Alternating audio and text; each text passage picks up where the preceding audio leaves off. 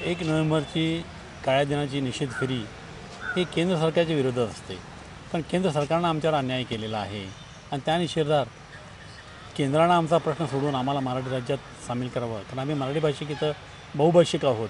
असं असताना मुंबई राज्यामध्ये आम्ही पूर्वी असताना स्वातंत्र्यापूर्वी आम्हाला त्यांनी कर्नाटकात घातलं किंवा त्यावेळच्या म्हैसूर राज्यात घातलं, हे चुकीचा निर्णय त्यांनी घेतला आणि तो निर्णय त्यांनी बदलावा आणि त्या निर्णयाची चुकीची दुरुस्ती करावी यासाठी आणि आमच्या महाराष्ट्रात जाण्याच्या मागणीसाठी आम्ही केंद्र सरकारच्या निषेधात गेली 70 वर्षे फेरी काढत आहोत. त्याप्रमाणे यावर्षीसुद्धा फेरी निघणार.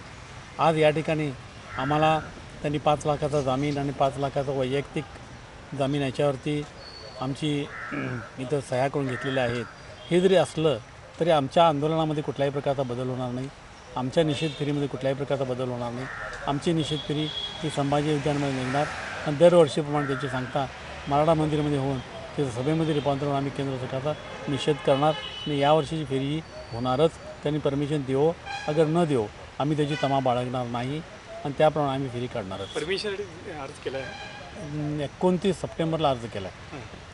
आज मला वाटतं जवळजवळ 27 उद्यापर्वा महिना होतो आहे, पण त्यांनी कुठल्याही प्रकारचं लेखी आश्वासन दिलेलं नाही आहे, लेखी आम्हाला कळवलेलं नाही आहे. त्यामुळे आम्ही ते ग्रँटेड धरतो की परमिशन देणार आहेत. महाराष्ट्रामधून वगैरे कोण येणार? महाराष्ट्रामधनं समन्वयक मंत्र्यांना आमंत्रण पाठवलेलं आहे आणि त्याप्रमाणे महाराष्ट्राच्या मुख्यमंत्र्यांना रिक्वेस्ट केली आहे की समन्वयक मंत्र्यांना पाठवून द्या म्हणून. बघूया ते कोण पाठवतात, कोणाला पाठवतात.